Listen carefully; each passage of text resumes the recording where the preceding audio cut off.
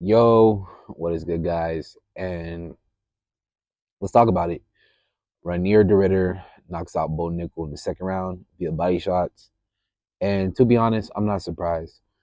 And to have Reinier de Ridder, right, a two-weight division champion from one championship versus Bo Nickal, somebody with very little MMA experience, have Reinier de Ridder, right, a 3-1 underdog is super disrespectful to him.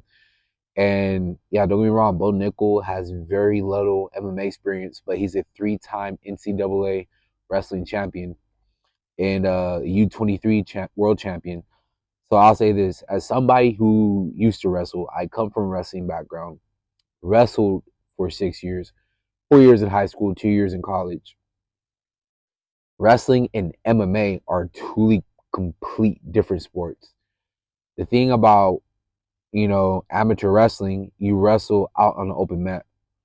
Wrestling and MMA, there's a fence. You're fighting, and there's strikes involved.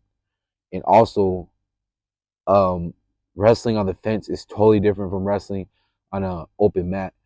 And I feel like where Bo Nickal kind of failed at was not getting enough experience before going to the UFC. He had about 2 amateur fights. Then he made his pro debut on the regional scene. He got a first round knockout. But to be fair, there were people that didn't want to fight him on the regional scene because of his wrestling background. And I feel like Bo Nickal really needed his loss because it's really gonna humble him. Is he really need that reality check? So let's say if he were to beat Reinier de Ridder, right? And then he faces somebody in the top 10 or even top 5. Let's say he faces somebody like Kyle Bahadio or Jared Cannonier or Robert Whitaker or Hamza Chimaev, somebody he likes to call out, he would get fucking embarrassed really bad.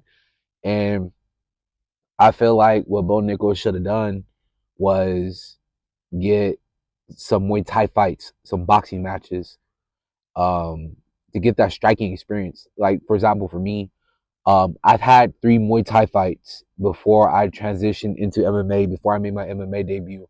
Because again, I come from a wrestling background, grappling background, and with an MMA fight, it's a fight. I don't want to be there like a deer in headlights, not knowing how to strike. Right? Obviously, I'm still getting my striking up to par, but still, it's like when you're constantly avoiding the problem, right? Avoiding your weakness you need to work on, you're gonna get exposed in broad daylight, like how Bo Nickal did. And he looked pretty undersized compared to Reinier de Ridder. Like, and again, Reinier de Ridder fought a light heavyweight too. His only 2 losses were to I forgot the guy's name, but he's a 3 division weight division champion and won a championship. And those are his only 2 losses in de Ridder's career. And to be honest, when Bo Nickal was, when he was under adversity, he looked like he just gave up, you know. And that's the thing, right? You could be this really good athlete, wrestling credentials, stuff like that. And personally, me, I, the way I go about it is I fight the person, not their accomplishments, right? Oh, this guy, he's number 1 ranked. Oh, he's a champion, this and that. I don't care about none of that because in the end of the day, it's a fight. Anything could happen. All it takes is one punch. Anything goes. Like, just live in that present moment. Like, okay, yeah, cool. They have these credentials, but in the end of the day, it's a fight. Your credentials aren't gonna fight for you. You're gonna fight for yourself. So I feel like Bo Nickal really should go to Thailand and just purely focus on striking or get with a striking coach. Cause man, cause even because all he has is an overhand left, and like with the way that MMA is evolving, you can't be a one trick pony no more. Like, you just can't, because the sport is constantly evolving.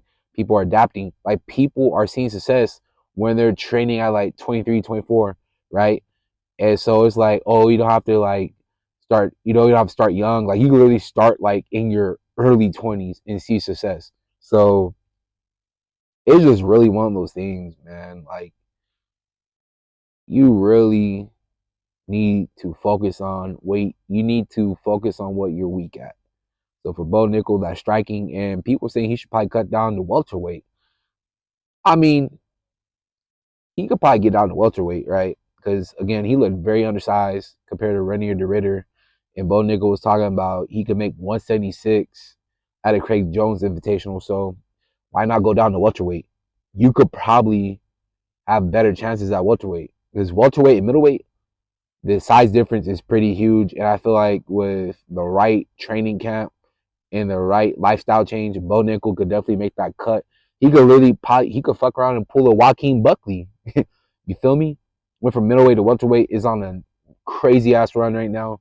So yeah, guys. I feel like Bo Nickal will definitely grow from this loss. He definitely needed it because if he didn't get that reality check, it would have came later and it would have came a whole lot worse and brutal.